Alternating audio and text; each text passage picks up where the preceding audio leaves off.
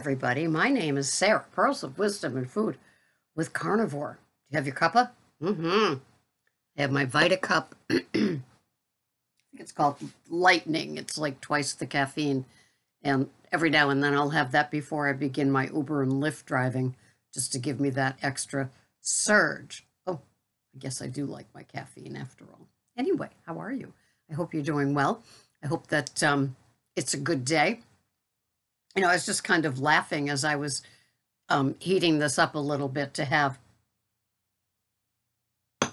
with you. And I was thinking, are you like me, always moving forward, always having a goal, always kind of getting to that place of like assessing how things are working for you and doing little tweaks if necessary? I find I always have to have something that I'm like going towards. And, it was always different when it was Weight Watchers, because it was always towards like getting skinny. It was that way a little bit with low carb, high fat, and keto. And because those two things were just so new and exciting, I guess it felt like I was working towards something. And of course, that's a huge low carb, high fat to keto under 20 is a huge, moving forward sort of thing. And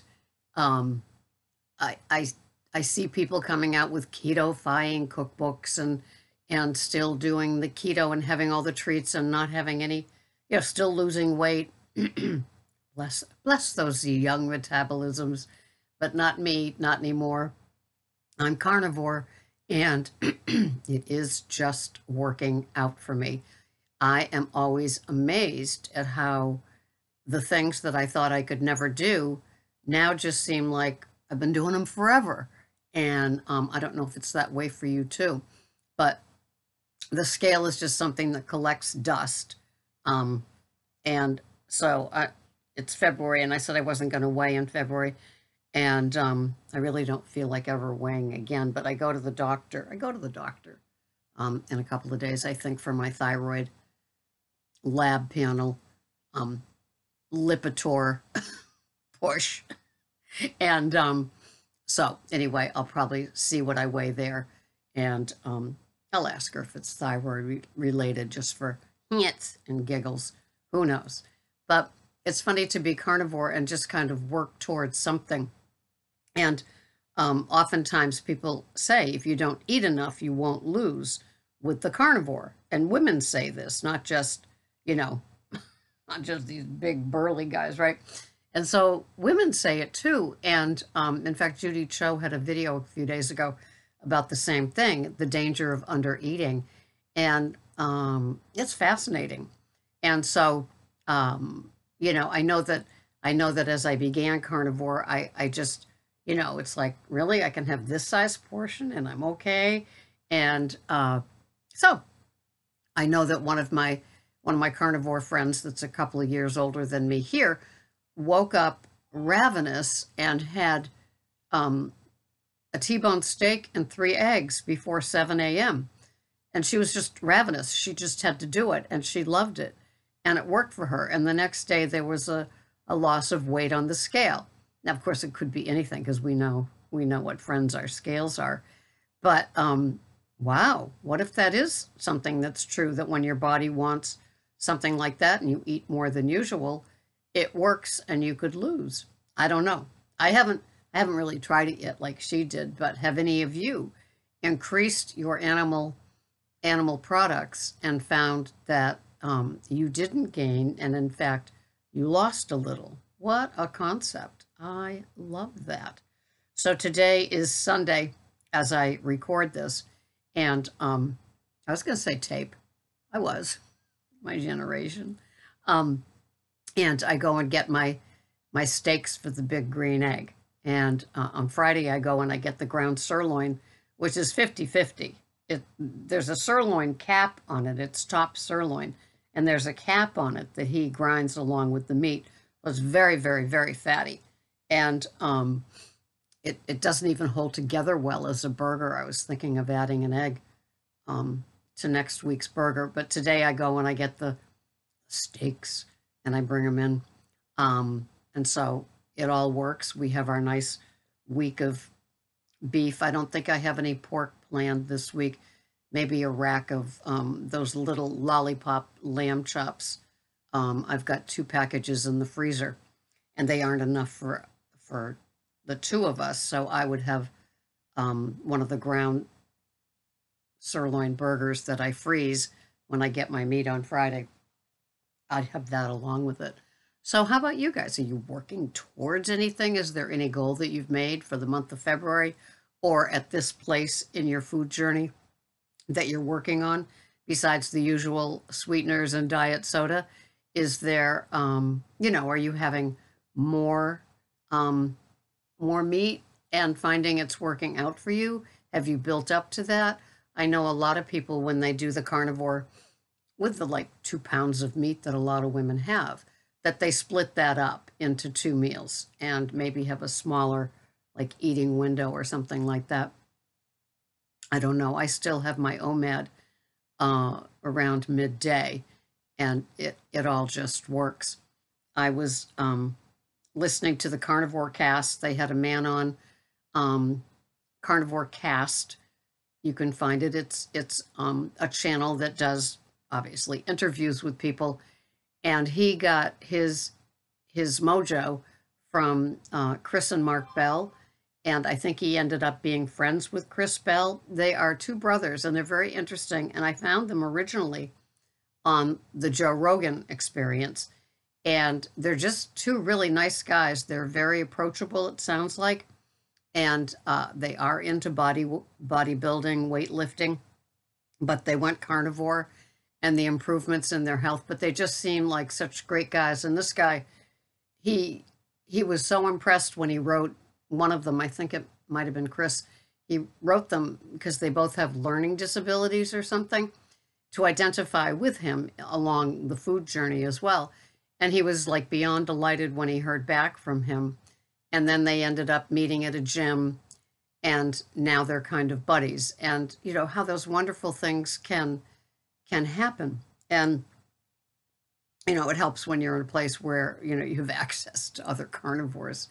I still haven't run into another one of me, and I'll read posts from like other Facebook groups that are like women or women over 50 or women carnivore tribe, other places where older women are writing in and commenting, and we're not allowed to solicit, so I just don't say anything, but I hope they find their way here, because we have great knowledge. The elders of carnivore, as is like another tribe of people. You don't have to be an elder to listen here, but if you are, you just might get more identification, because we have different setups than younger people that like bounce back better and didn't do as much metabolic damage to their bodies because they stopped at 40 instead of 70. So it's just a nice section of us, and I hope that a lot of older women or men find us here and can identify with being older and just all the different things.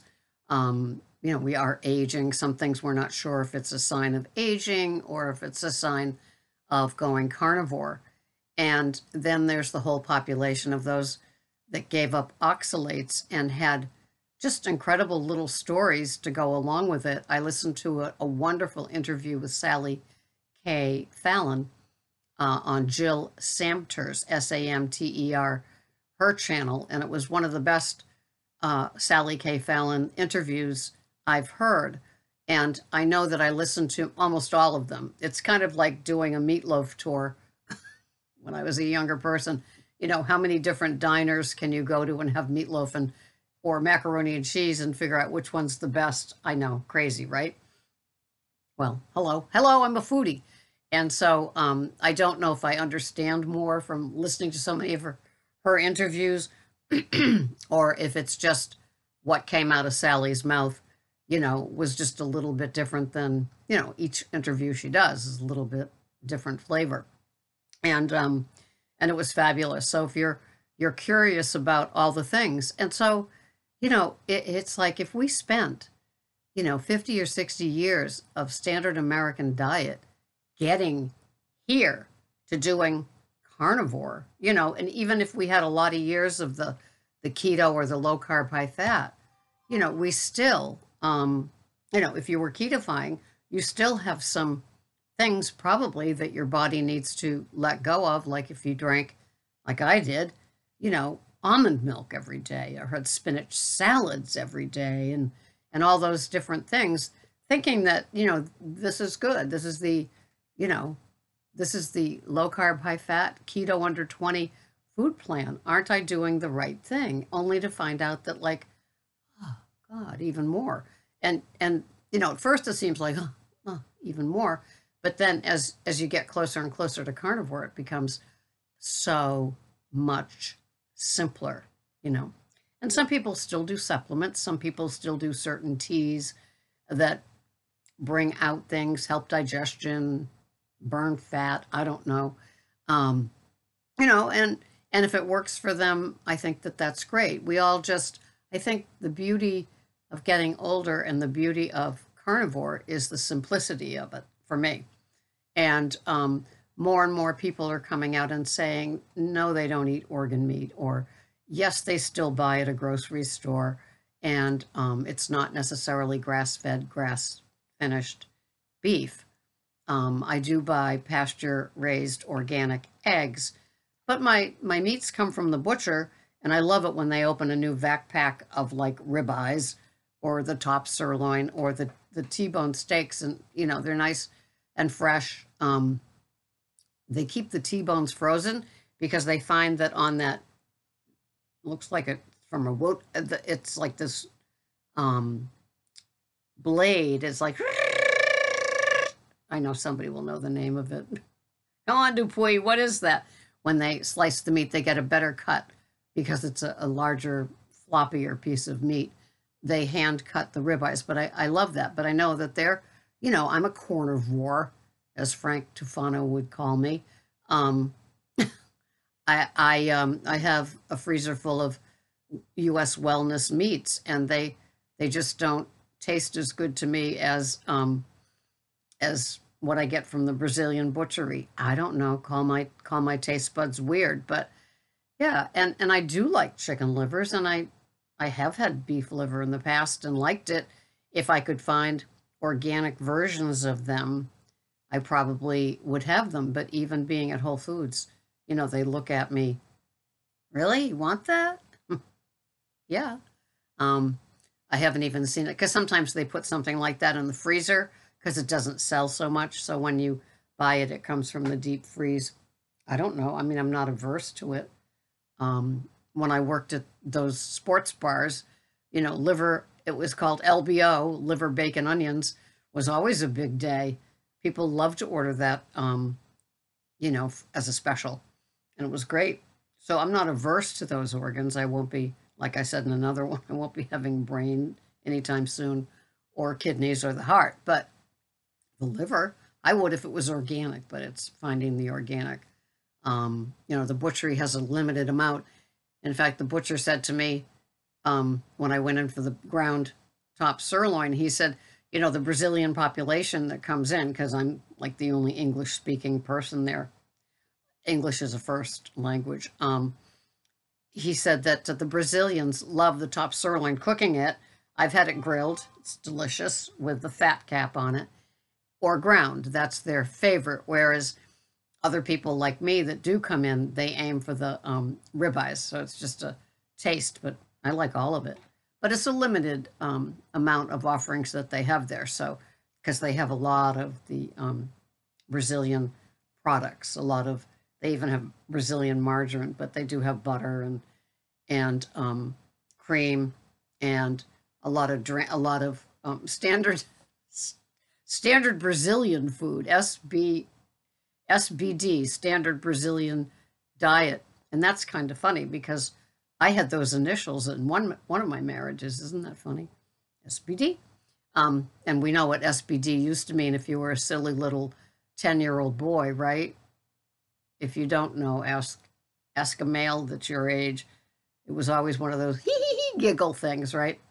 So, yeah, I'm always comfortable working towards something. I don't know whether it's like getting rid of clothes that I don't wear anymore, or jewelry that I don't wear anymore, or cleaning out that whole bookshelf of books that just, I don't need a keto cookbook anymore. And the Salvation Army will do more with it than I will. So it's just little things like that. I always like moving towards something. Um, it's like having the clean house, but it's like, providing things that get you to the clean house too. I like those sort of things. Same thing as with my diet, but I've done so much eliminating and cleaning up that right now I'm in a joyful place with, I just know I'm having that great big fat ribeye.